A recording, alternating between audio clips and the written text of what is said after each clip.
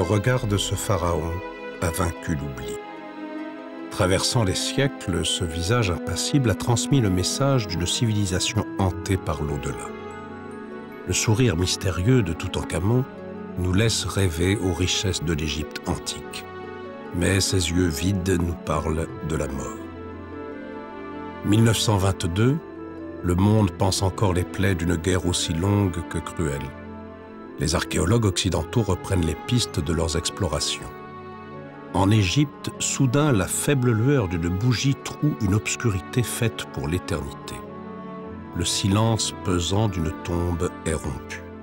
Pendant près de 5000 ans, nul n'était venu jusqu'ici. Howard Carter étonne le monde. Après des années de recherche infructueuses, il vient de mettre au jour, au cœur de la vallée des rois, un trésor vieux de 5000 ans. En Occident, la nouvelle éclate comme un coup de tonnerre, car la tombe du jeune pharaon recèle des merveilles qui marqueront à jamais l'esprit du grand public. L'Égypte devient le pays des mystères, la terre où l'humanité cherche les clés de son passé.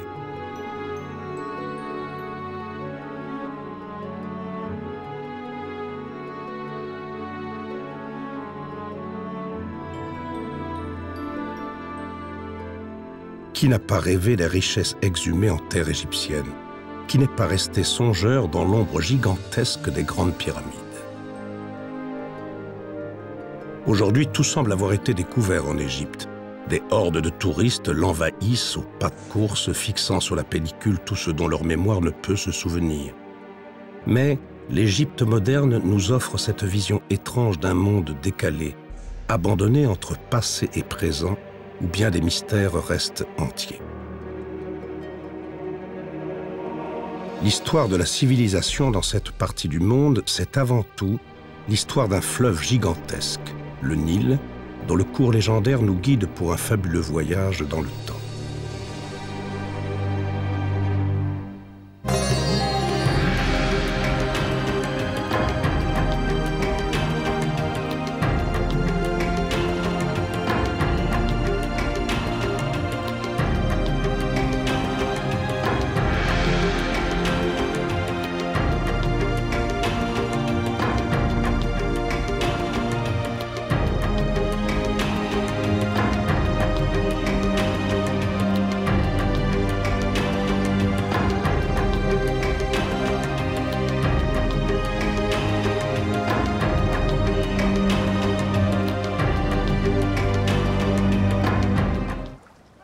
L'Égypte est un don du Nil.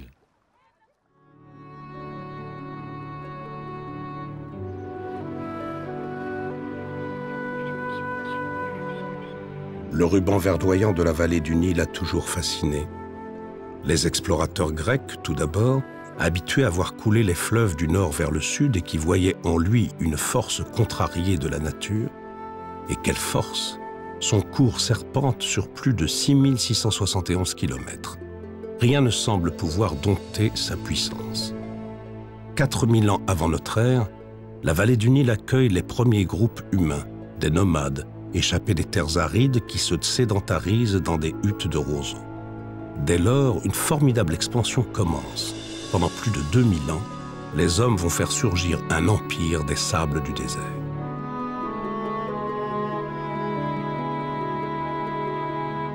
Mais quel rôle a réellement joué le fleuve dans l'implantation de cette société humaine? Si vous regardez une photo satellite du nord-est de l'Afrique et que vous voyez le million de kilomètres carrés qui correspond à l'Égypte, vous voyez très bien que le ruban vert de la vallée et le delta ne sont là que parce qu'il y a le fleuve le dessine. Et c'est évident que dans ce désert, c'est la partie la plus orientale du Sahara, dans ce désert, il n'y aurait rien s'il n'y avait pas l'eau. Donc le Nil est absolument la vie même de l'Égypte, c'est évident. Et les Égyptiens le transcrivait très bien, puisque quand vous avez des scènes de lustration, de purification, où vous voyez, par exemple, le pharaon qui est purifié par deux divinités qui l'encadrent et qui versent une aiguière le flot de l'eau qui tombe en se croisant sur le corps du roi est fait de petits signes de vie qui se succèdent les uns aux autres, qui s'encastrent. L'eau, c'est la vie. Le cœur des montagnes d'Éthiopie accueille l'une des sources de cette vie. C'est là, à 2200 km du delta, que naît le Nil bleu.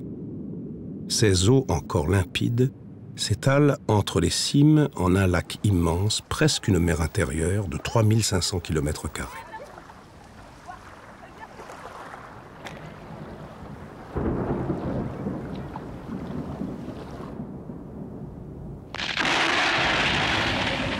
Entre juin et septembre, les orages se déchaînent sur les hauts plateaux d'Éthiopie. L'eau dévale les pentes abruptes. Dès le premier mois, cette abondante mousson fait déborder le lac et le flot impétueux s'élance vers la plaine. Par-delà les chutes de Tississat, il mettra un mois complet pour traverser l'Éthiopie et le Soudan.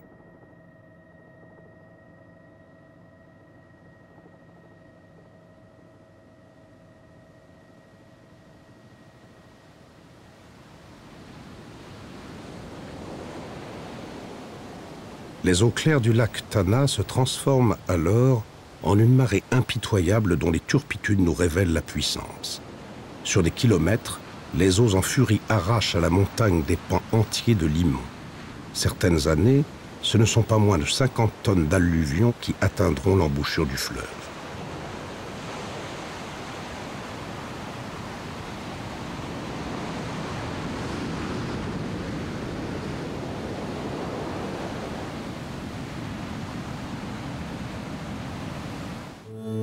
En juillet, lorsque la crue gigantesque atteint l'Égypte, le paysage se métamorphose. Le Nil se répand dans la plaine, avançant sur un front de plusieurs kilomètres de large. Son niveau est désormais plus élevé de 8 à 10 mètres.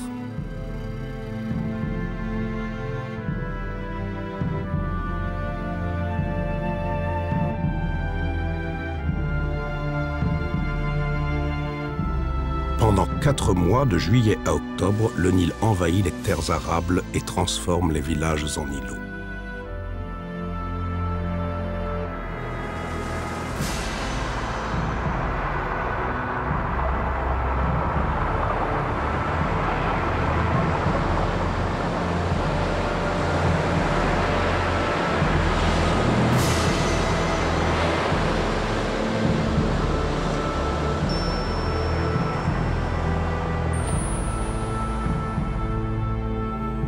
Chaque année, à la même saison, le fleuve retrouve un lit gigantesque. En engloutissant la terre qu'il couvre à nouveau de sédiments, le Nil majestueux pousse les portes du désert.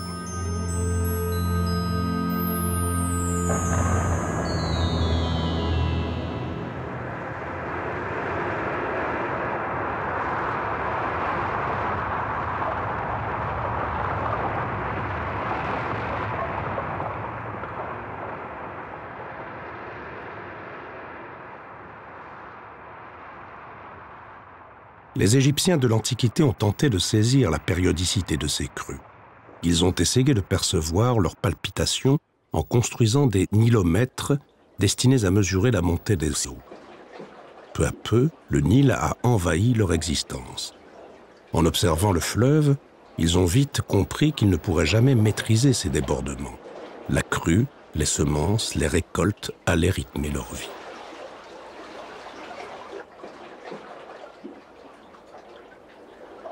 Imaginons la stupeur de ces hommes voyant une étendue d'eau immense couvrir toute chose. Bien sûr, la crue était une source formidable de richesse et de prospérité. Mais le Nil revêtait aussi un caractère magique. Comment ces hommes et ces femmes voyaient-ils le cours d'eau? Quelle place occupait-il dans leur monde? Le Nil lui-même, étant donné qu'il est finalement la voie de communication de l'Égypte, cette présence souveraine de cette masse d'eau qui devenait une véritable mer pendant la crue, fait que l'implication se retrouve un peu partout. Et en particulier, tout le rôle religieux est énorme. Les dieux se déplacent sur des barques. Le soleil se déplace dans la journée, il se déplace sur une barque, il se diurne, il se déplace le soir sur un île souterrain, sur une barque de la nuit, etc. Donc évidemment, l'image même du Nil a généré, on va dire, énormément de choses, y compris, par exemple, même les cosmogonies, la création du monde. Ils avaient sous les yeux, ils avaient chaque année cette immense étendue d'eau qui recouvrait tout et qui a donné cette très belle image de l'océan primordial.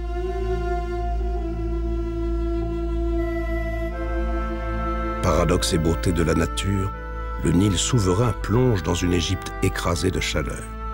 Mais le cours d'eau n'est pas un fléau. Il prodigue ses bienfaits tout au long de sa course.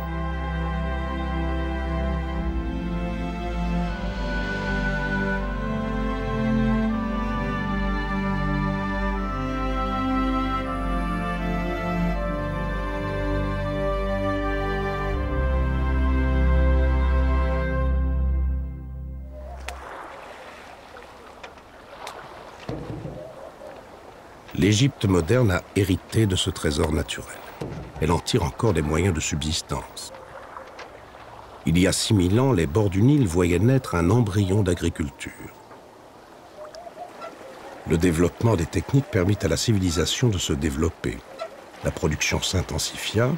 Les paysans égyptiens cultivaient l'orge, le blé et le lin.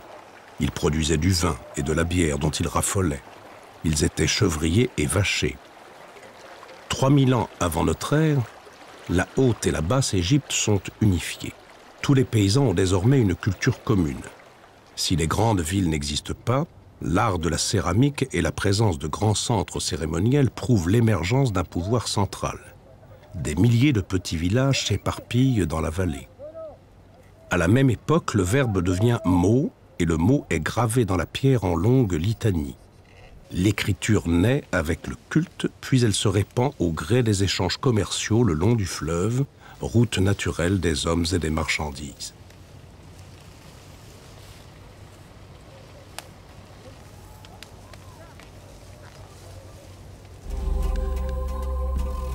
Il y a 4500 ans, aux portes du désert, s'élevaient les premières tombes royales.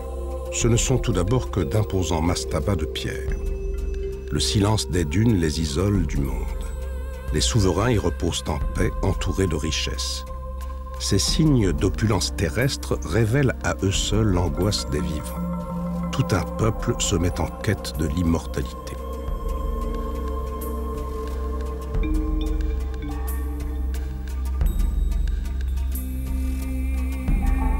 Il y a 4500 ans, Pharaon devient le fils de Ré. Il peut s'enorgueillir de cette parenté solaire. Son pouvoir est immense. Il règne sur un peuple de près de 2 millions d'âmes. Sa dernière demeure s'élance vers la voûte céleste. Elle côtoie le soleil et symbolise la perfection. C'est l'âge d'or de l'Égypte antique.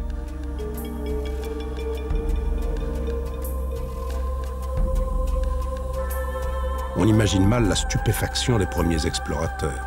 Ces savants qui accompagnaient, en 1798, l'expédition d'un général de 29 ans, Bonaparte, découvrant pour l'Occident ces monuments fabuleux au milieu d'un pays en guerre.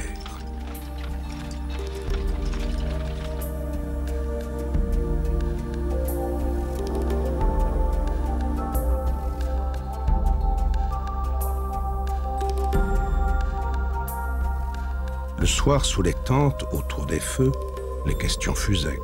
Mais qui avait donc pu construire ces pyramides immenses? À quoi servaient-elles? Et surtout, que renfermaient-elles? Autant d'interrogations qui devaient obséder l'esprit de nos savants, pressés de surprendre les secrets d'une civilisation disparue.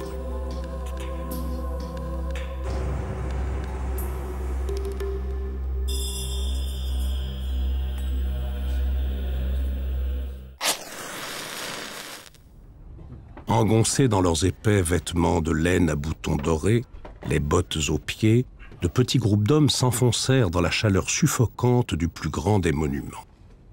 Des heures de progression les attendaient dans un labyrinthe immense. À la seule lueur de leurs bougies, les géomètres, les architectes, les mathématiciens vont effectuer des relevés et résoudre les premières énigmes des pyramides d'Égypte. Les ingénieurs de l'expédition Bonaparte ont établi que la plus grande des 3 pyramides mesure à sa base 230 mètres de long. Sa hauteur équivaut à un immeuble de 40 étages, soit à peu près 147 mètres. La construction de ce mausolée répondait à des exigences techniques précises. Chaque angle fait exactement 90 degrés et chacune des 4 faces est précisément dirigée vers un point cardinal. Pour la bâtir, les anciens Égyptiens n'avaient pas seulement été architectes ou ingénieurs, ils avaient été d'excellents astronomes.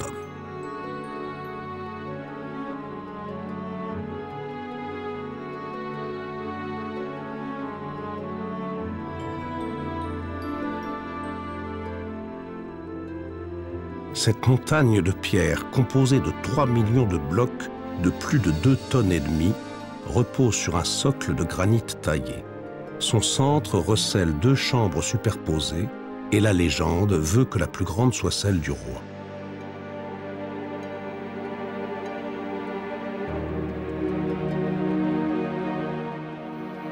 Après 40 mètres de progression dans d'étroits corridors, les premiers explorateurs occidentaux atteignirent la grande galerie, une montée de 54 mètres, un escalier conçu pour des géants.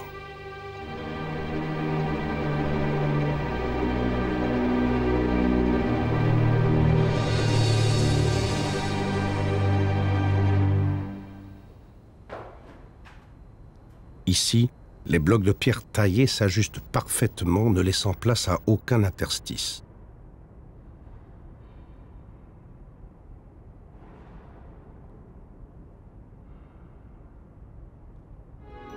Au bout de cette allée se trouvait la chambre du roi et le sarcophage de granit dans lequel sa dépouille était censée avoir reposé. Mais les traces du passé se sont fondues dans l'obscurité. Nul écrit n'atteste qu'un quelconque trésor ait été découvert en ce lieu. Pourtant, on imagine la magnificence des pièces qui devaient accompagner Pharaon dans sa dernière demeure. La montagne de pierre, vierge de toute ornementation, n'a rien livré aux usurpateurs que nous sommes. Pendant longtemps, on ignora l'existence, juste au-dessus de la tête des visiteurs, du tombeau royal, de chambres de décharge supportant le poids des tonnes de pierres qui surplombent la salle du tombeau.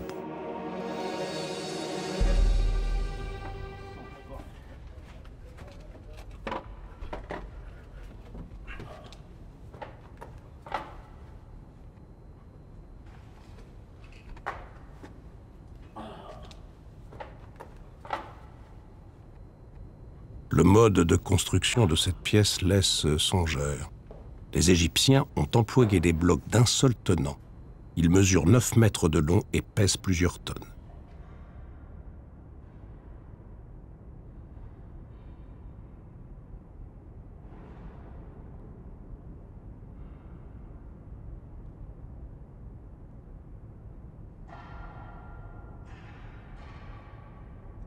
Dans l'imbroglio des graffitis laissés par les premiers visiteurs, des inscriptions rouges attirent l'œil. Là, au cœur même de la pyramide, les ouvriers, 2600 ans avant notre ère, ont laissé le nom de leur maître, celui qui fit bâtir le monument, Khéops, l'un des derniers souverains de la 3e dynastie.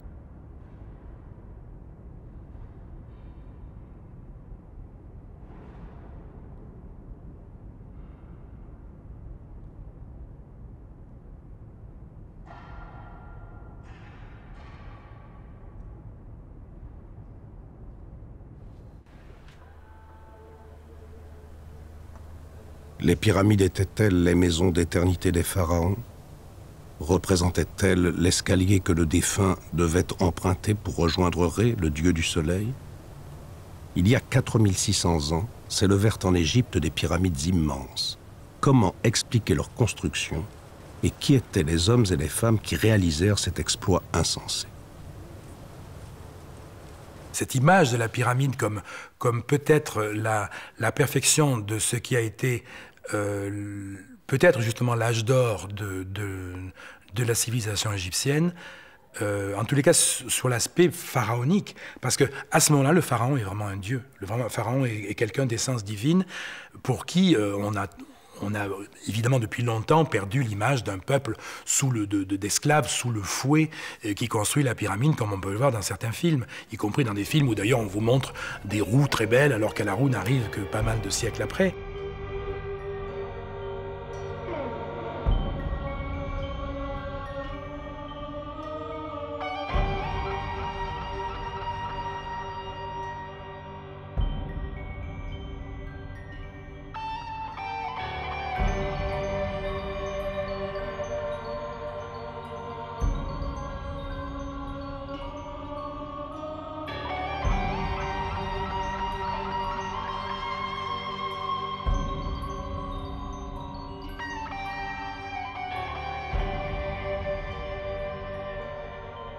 La personne du roi était tabou. Toucher le roi même par inadvertance était passible de mort.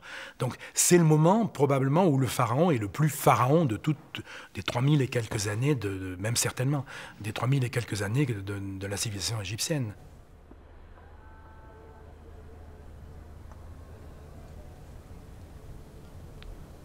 Si les bâtisseurs des pyramides n'étaient pas des esclaves contraints par le fouet, les archéologues modernes ont longtemps cherché à percer le mystère de leur véritable identité. L'Égypte visitée par des millions de personnes n'a décidément pas fini de nous étonner. Elle joue avec nous et livre à sa convenance un peu de son vrai visage. 1991, un touriste en admiration devant le paysage tombe de cheval. En fait, la bête avait buté sur un muret de briques dont les restes émergent du sable. Aussitôt, les équipes d'archéologues accoururent sur les lieux de la découverte. Une fouille fébrile commence. Plusieurs dizaines de tombes sont mises au jour au pied des pyramides.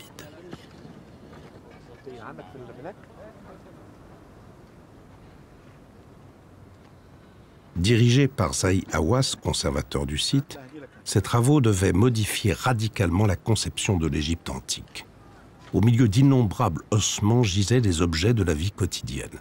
Parmi eux, des outils ayant sans nul doute servi à la construction des pyramides. Sous les pinceaux des archéologues, d'émouvantes reliques retrouvent la lumière du soleil. Ici, il y a près de 4600 ans, des hommes et des femmes souhaitaient à leur mort une vie rayonnante dans l'au-delà. C'est l'écho de leurs prières qui, soudain, se libère des sables. Ceci est la nouvelle tombe que nous avons trouvée. Elle est très intéressante car nous n'avions jamais de tombe comme celle-ci, sauf à Aswan et à Compt El Awa. Son style est très intéressant car c'est la première fois que nous apprenons quelque chose sur des gens du commun, les Égyptiens ordinaires qui bâtirent les pyramides. C'est pour cela que cette découverte est excitante car chaque os, chaque pierre nous apprend quelque chose sur les gens.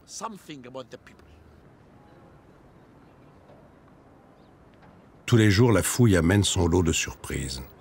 Depuis 1991, 600 sépultures et plus de 1000 squelettes ont été découverts ici. Le travail est immense, mais les archéologues ne sont pas pressés. Ils ne veulent rien perdre des messages du passé et, peut-être par respect, préservent le silence solennel de ce champ de tombes.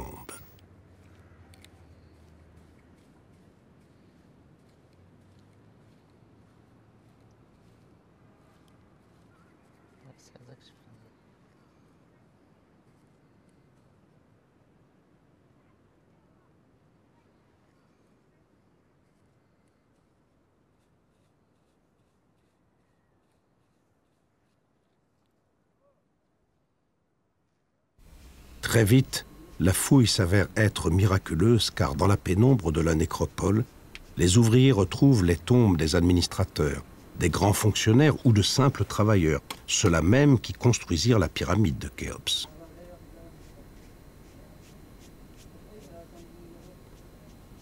Mais que peuvent nous apprendre ces restes humains? Perdue dans ces vapeurs polluées, la ville du Caire ignore qu'en son sein se reconstitue patiemment l'histoire de l'humanité. C'est ici, au Centre national de recherche, que tous les ossements exhumés au pied des pyramides sont analysés.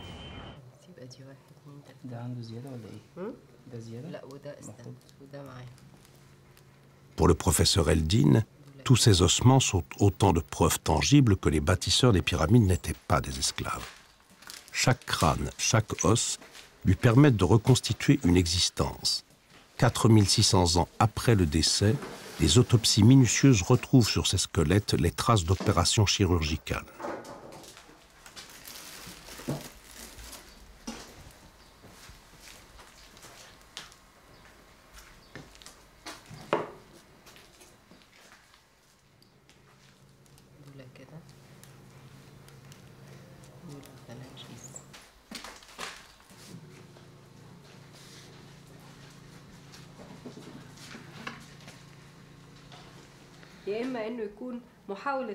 La cicatrice peut très bien résulter d'une opération chirurgicale. Les trous étaient pratiqués dans le crâne afin de faciliter le traitement par les médecins.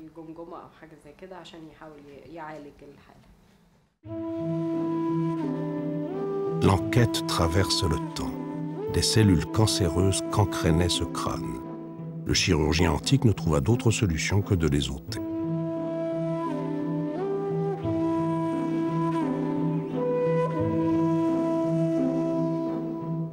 Patiemment, les anthropologues reconstituent les événements.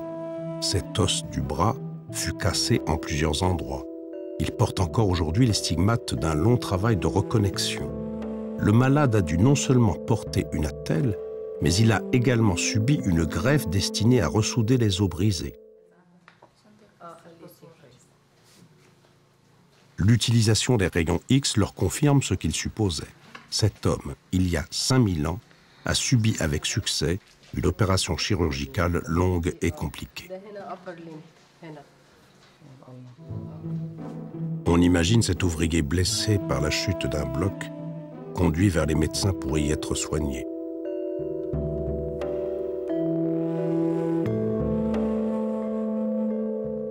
Est-ce que de simples esclaves auraient fait l'objet de telles attentions? Une découverte récente nous livre un nouvel élément. Les archéologues ont exhumé les corps d'une mère et de son jeune enfant.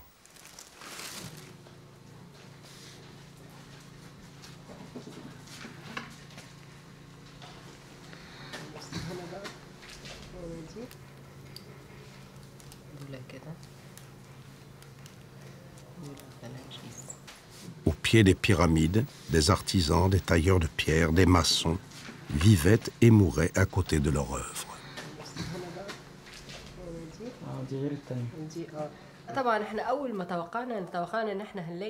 Nous n'étions pas étonnés de trouver des ossements d'hommes sur les sites de fouilles. Ceux de femmes et d'enfants nous ont surpris. Ce fut une opportunité incroyable pour étudier la répartition de la population qui vivait au pied des pyramides et comprendre de quel genre de société il s'agissait.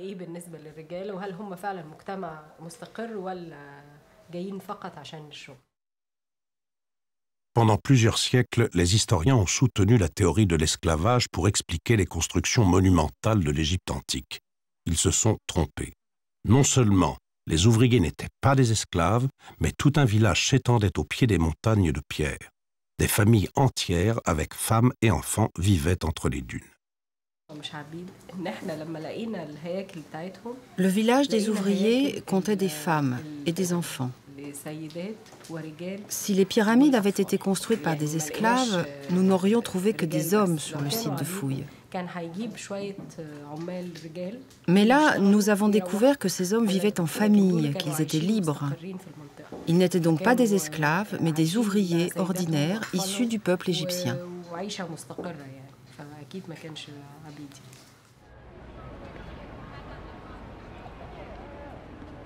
Les scientifiques du British Museum de Londres sont allés encore plus loin dans leur investigation.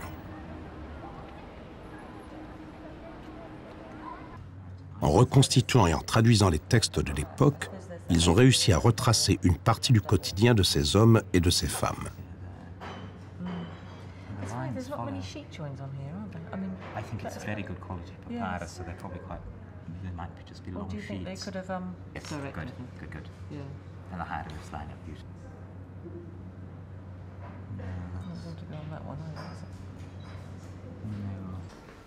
Au secret, dans les remises du musée, se cache un véritable trésor. Le sable d'Égypte a restitué récemment un document exceptionnel. Une plaque de pierre parfaitement plate où sont inscrits les noms de certains ouvriers. C'est un cahier d'appel, vieux de plus de 5000 ans. La date et la raison de chaque absence y sont notées jour après jour.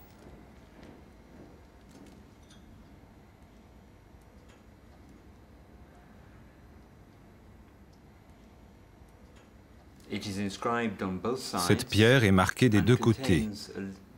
Elle contient le souvenir de 40 personnes. Je crois que ce genre de document est particulièrement intéressant, car il concerne la vie des gens du commun de l'Égypte antique. Le stylet du scribe a rempli les offices d'une administration pointilleuse. Il a soigneusement relevé, à l'encre noire, le nom de chacun des ouvriers. Au-dessous des patronymes, en noir, la date de l'absence, alors que les lettres rouges nous en délivrent la cause. La maladie représente près de la moitié des excuses. Ce document incomparable nous fait pénétrer dans le monde des Égyptiens antiques.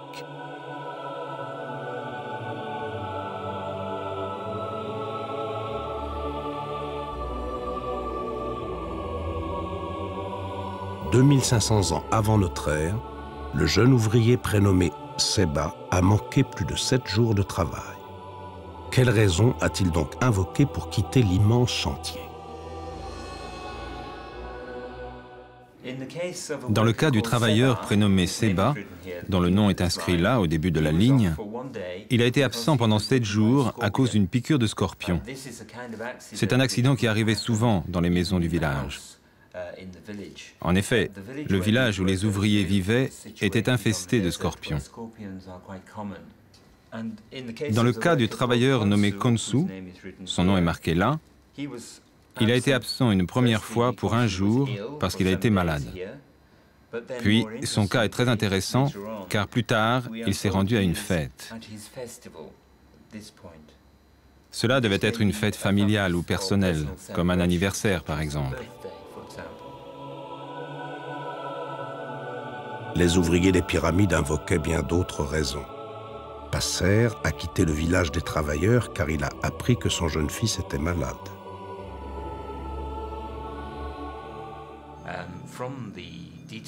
Par le détail, nous comprenons la vie qu'avaient ces gens. On peut voir qu'ils étaient libres.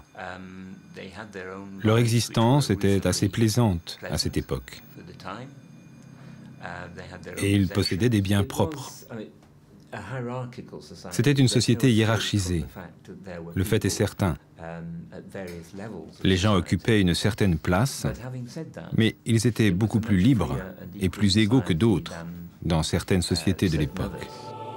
Sur la surface de la pierre, les noms nous renvoient les reflets du passé. Néphérab, en deuil, est parti embaumer son frère. La mort est inscrite partout comme un rudiment de l'existence.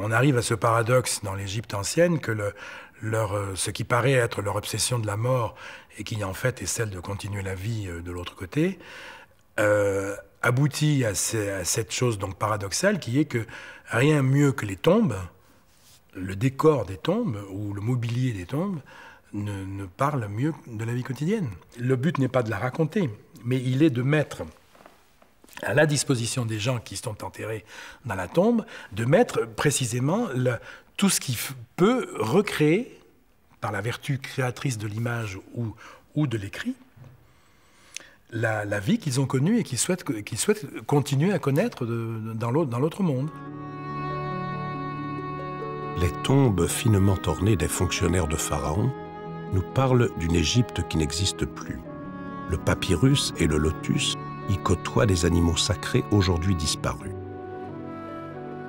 Dans les champs, hommes et femmes sèment le blé à la volée. Ils engrangent les récoltes. L'explosion de couleurs des fresques s'inspire du bonheur de vivre des paysans égyptiens.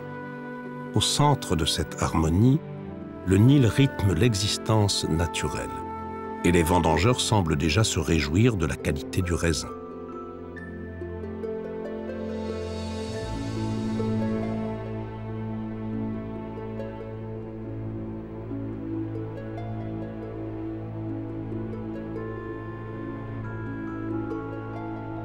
Pour l'Égyptien de l'Antiquité, la famille est essentielle. Son image l'accompagne jusque dans la tombe. Ce père aimant part entouré par ses deux filles. Aux portes d'une éternité qu'ils se bâtissent eux-mêmes, les sujets de Pharaon n'ont jamais été autant obsédés par la vie. L'obsession de la vie, on peut parler de ça, et ce qui aboutit à l'obsession à l'éternité, cette notion d'éternité qui semble absolument peut-être la composante la plus égyptienne de toute cette imaginaire que l'on a. Et cet aspect-là est vraiment obsessionnel, c'est-à-dire que quand vous voyez la moindre petite statuette représentant un couple de défunts, par exemple, qui est dédié par leur fils, avec une toute petite inscription, même s'il n'y a que 3 signes, l'inscription, ça sera fait par leur fils qui fait vivre leur nom. Parce que tout est axé dans ça, c'est-à-dire continuer de l'autre côté. Alors, ça, comme corollaire, vous avez aussi ce qu'on appelle le chant du harpiste, c'est-à-dire quelque chose qui vous invite à profiter de la vie, parce qu'après tout, personne n'est revenu vraiment de l'autre côté pour dire si ça continue vraiment. Profite de la vie, passe une journée parfaite avec la femme que tu aimes assise à tes côtés, jusqu'au jour qui sera celui d'aborder, c'est-à-dire jusqu'au jour, avec cette belle image d'amarrer la barque qui vous amène de l'autre côté, et qui est une belle métaphore pour désigner la mort. Et jusqu'à ce jour-là, profite de la vie, parce que bon, on va faire tout ce qu'on peut. On va représenter ce que tu as vécu. On va mettre toutes les offrandes nécessaires. On mettra toujours au moins schématisé 1000 pots de bière, 1000 pains, 1000 pièces de tissu, 1000, etc., 1000 têtes de bétail, 1000 pièces de viande. Mais tout ça, c'est très bien. Tout est mis dans la tombe. Mais fais un jour heureux. Passe une journée parfaite parce que personne n'est revenu. Pour accepter l'idée de la mort, les Égyptiens construisaient des tombeaux ressemblant à des maisons. Ils préservaient l'image d'un univers ensoleillé, rendant ainsi hommage à Ré, le dieu soleil. Pourtant, comment expliquer que des centaines de milliers d'hommes et de femmes acceptèrent de joindre leurs efforts pour bâtir un monument dont personne ne peut dire qu'il a été occupé? La pyramide désignait-elle le triomphe de l'existence sur le chaos originel, ou revêtait-elle une autre symbolique plus ésotérique encore?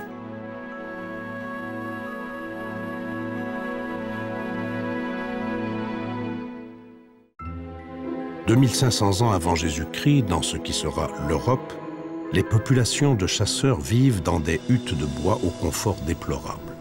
À quelques milliers de kilomètres, à Gizeh, dans le désert égyptien, des centaines de milliers d'ouvriers commencent des travaux colossaux. L'Égypte est à son apogée. Ces marchands s'aventurent en Méditerranée. Leurs caravanes sillonnent les hauts plateaux, pénètrent au Soudan. Des comptoirs de commerce fleurissent le long des routes. Pharaon détient le pouvoir absolu.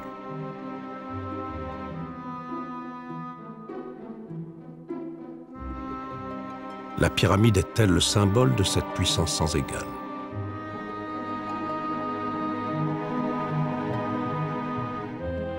Alors que ses officiers avaient décidé de la gravir, le général Bonaparte calcula que les 3 monuments de Gizeh contenaient assez de pierres pour bâtir un mur de 3 mètres de haut et 30 cm de large autour de la France. Combien de temps ont duré ces chantiers immenses? Depuis plus de 200 ans, les hypothèses se multiplient, mais personne ne sait vraiment. Pourquoi des hommes libres ont-ils accepté cette œuvre harassante sous un soleil implacable? Les pyramides sont encore là pour nous narguer. Au crépuscule, elles tutoient le soleil et posent leur masse imposante sur l'horizon de nos interrogations. Ce dont on est sûr, c'est que pour amener jusqu'à elles la matière première, les Égyptiens devaient attendre la crue. Pendant 4 mois, de juillet à octobre, les barques accostaient sur les confins du désert. À cette époque, la vallée entière n'était plus que de l'eau et les paysans attendaient qu'elle veuille bien se retirer.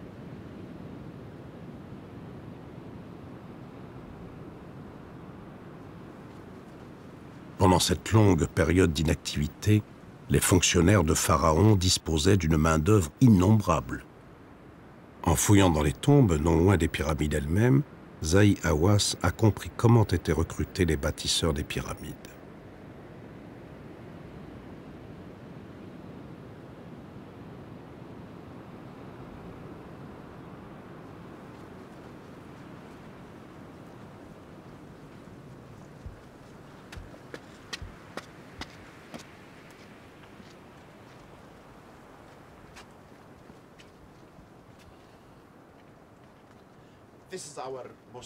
Voilà l'une de nos découvertes la plus récente. C'est la tombe de Kai. C'était un prêtre, et sa tombe est datée de la 4e dynastie, il y a 4600 ans. Les prêtres de Pharaon étaient des administrateurs hors pair. Sur les murs de la tombe de Kai, serviteur de Khéops, les paysans avancent en procession. Tout un peuple que les épitaphes gravées sur le tombeau du défunt nous décrivent précisément alors qu'il rejoint les chantiers de construction.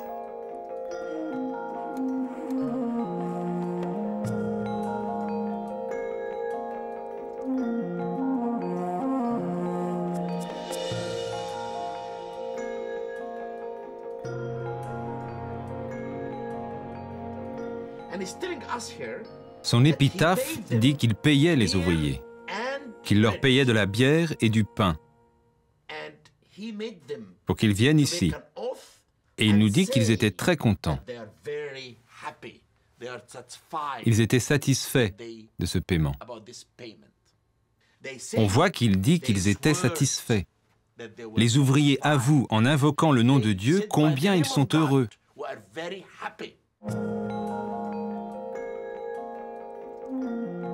En échange de leur travail, les Égyptiens recevaient de quoi subvenir à leurs besoins. Leur gratitude et leur dévotion pour le pharaon ne connaissaient aucune faille et la construction des pyramides relevait d'un contrat d'assistance mutuelle passé entre eux et leur souverain.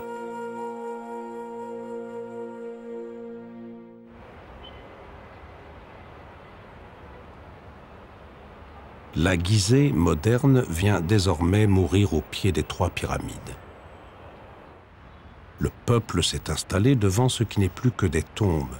Ces montagnes de pierre sont les témoins de l'organisation sociale de la civilisation égyptienne.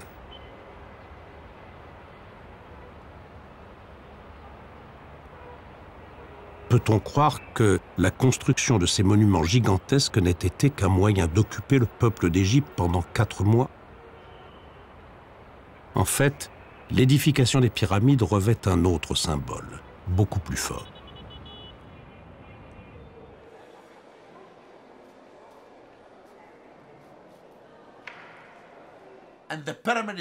Les pyramides étaient leur projet national. Elles les réunissaient, elles les unifiaient, tous ensemble. Le roi, les nobles, les officiels, les ouvriers, les paysans, tous ensemble, travaillaient pour aider le roi à devenir un dieu. C'est mon idée sur la construction des pyramides. C'était un projet national. La chose la plus importante dans l'esprit des Égyptiens, c'est que sans cette aide, le roi n'aurait jamais pu faire construire cette pyramide. C'est pour cela que la pyramide est le symbole de l'unification des 2 pays, de la Haute et de la Basse Égypte.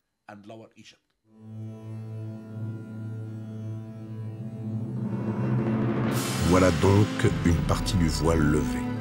Pendant plus de 2000 ans, les Égyptiens ont uni leurs efforts pour concevoir et réaliser un projet commun, symbole de leur force et de leur unité.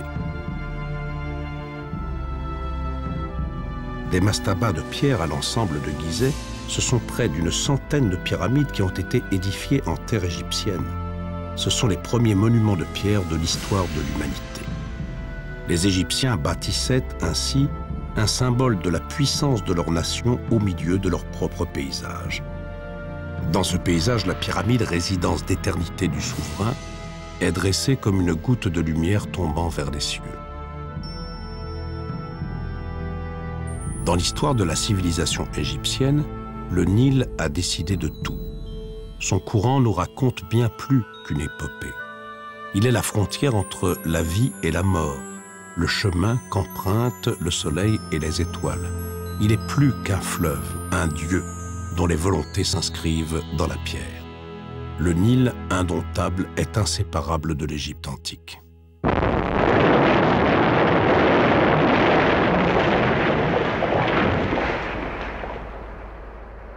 Pourtant, le Nil a été dompté. En 1961, sous l'impulsion du président Nasser, les travaux du barrage d'Assouan commencent. Ils dureront 10 ans. 10 années de labeur qui vont mettre fin au creux du fleuve.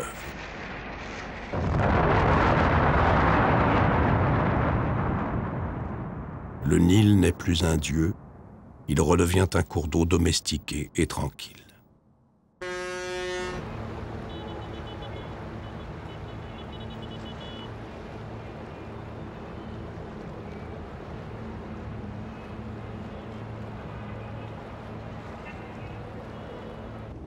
Le Nil, comme les pyramides, a payé le tribut à la modernisation de l'Égypte. Pour maîtriser ses flots, les Égyptiens modernes ont dû renoncer à une partie de ses bienfaits.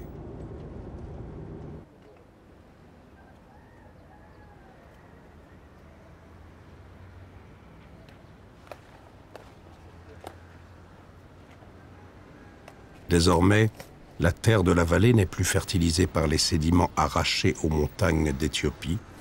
L'engrais a remplacé les crues.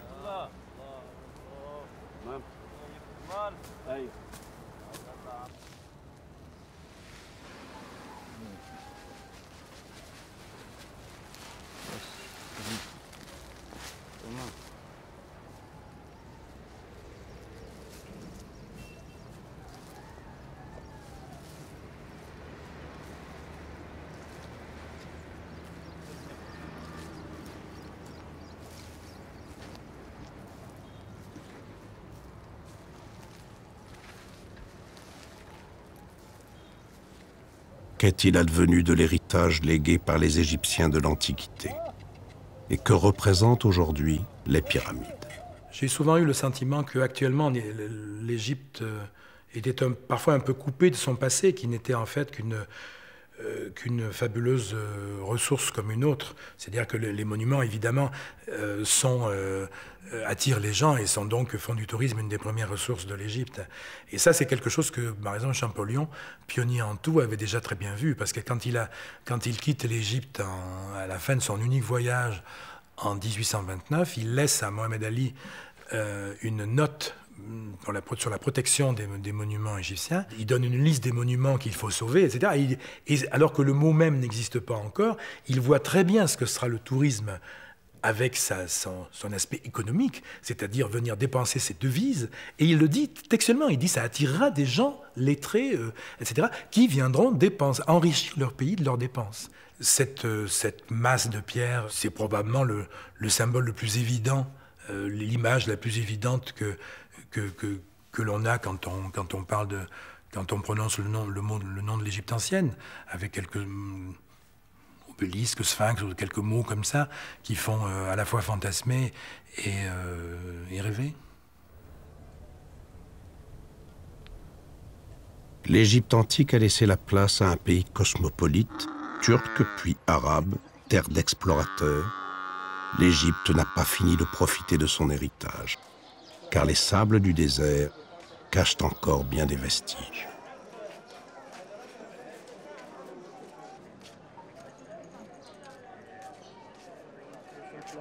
Aujourd'hui, le Caire est devenu cette mégalopole qui s'étonne elle-même de son gigantisme.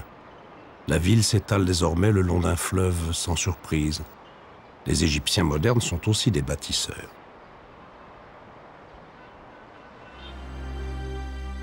Il y a 4600 ans, les sujets de Pharaon nous ont laissé les preuves de leur prestige, de leur maîtrise technologique, de leur grandeur.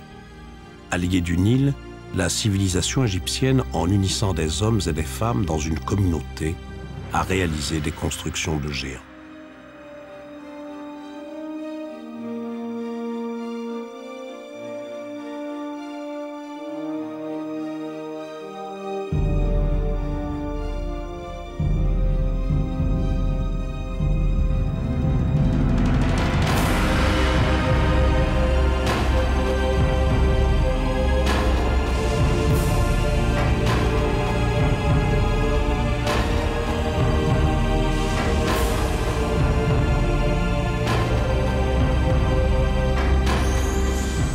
porte du désert, 3 montagnes sacrées nous rappellent le fabuleux destin d'un peuple né sur les bords du Nil.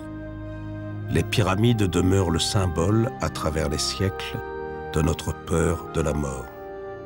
Elles se dressent vers les cieux comme des rayons de lumière tournés vers l'au-delà.